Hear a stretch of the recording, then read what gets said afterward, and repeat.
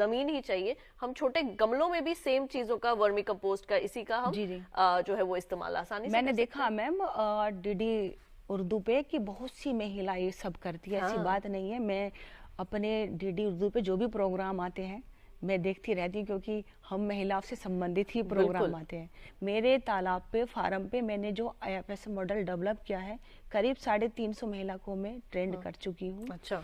और मैं उस तालाब पे दरअसल सिंगाड़े की खेती भी करती हूँ मैं। अच्छा, सिंघाड़े की खेती भी करती हैं? या ठीक ये है। इस सिंगाड़े की खेती के लिए, क्योंकि कुछ महिलाएं कहने लगी कि हम मछली पालन तो करेंगे नहीं, लेकिन सिंगाड़े की खेती जरूर कर लेंगे।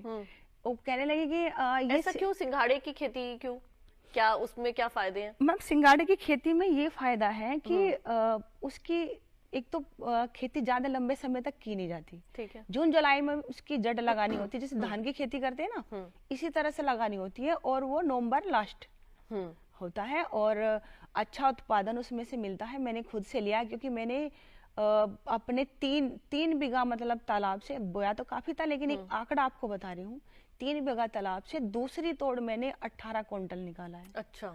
और मैं खुद से उसमें कार्य कर चुकी हूँ।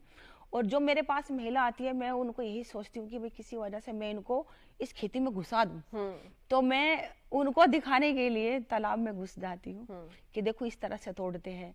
वे मतलब कोशिश करती है कि भाई आप इसमें पानी में घुसते हैं, क्या सांप नहीं आते? लेकिन सांप तो घर में भी निकल जाते हैं, घर छोड़ दोगे क्या? सही बात है। तो नहीं छोड़ सकते ना, कि आप कोशिश कीजिए, कोई भी चीज हो, जब तक हम कष्ट नहीं देंगे तो हमें कष्ट नहीं देगा। बिल्कुल। लेकिन उसका अगर जो पराली जो अगर उसकी बच जाती है, उसका जो रेसिड्यू जो बच जाता है, उसका आप क्या करती हैं? क्योंकि ज्यादातर हम यही देखते हैं कि अक्टूबर से लेके दिसंबर तक का जो वक्त होता है, इसमें ज्यादातर पराली को जो है वो जला दिया जाता है, और हम अपने हर चैनल के माध्यम से यही कोशिश करते हैं अपने किसानों को ये सब बातें पहुंचाने की कि पराली को जलाएं ना, उसका इस्तेमाल कर। आप किस तरीके से उसका इस्तेमाल करती हैं, ये मैं आपसे जरूर जानना मैं चाहूंगी। बताऊंगी, क्योंकि अगर आप मैं मेरे से नहीं पूछते मैं तो भी बताती हूँ। क्योंकि इसमें बहुत लाभ छुपा हुआ है। जो सिंगाड़े की खेती है वो पानी के अंदर की जाती है, ठीक है। तो उसमें जलाने जैसी खैर ऐसी कोई नौबत नहीं आती।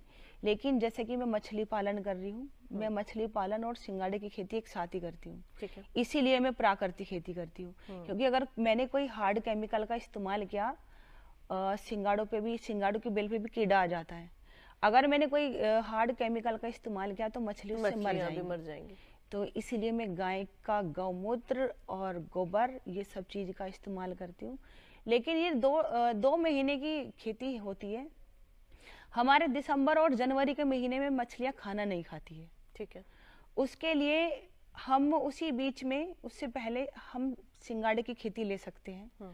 सिंगाड़े की खेती से हमें ये लाभ प्राप्त हो जाता है, जो ग्रास कार्प मछलियां होती है, या फिर रहू होती है, या फिर कतला होती है, तो हमारे सिंगाड़े की बेल से जो उसका वेस्ट होता है, प्राकृतिक खेती के साथ एकीकृत खेती का मतलब ही वही होता है कि हम एक क्षेत्रफल में एक समय पर विभिन्न प्रकार की खेतियां या कर सकते हैं।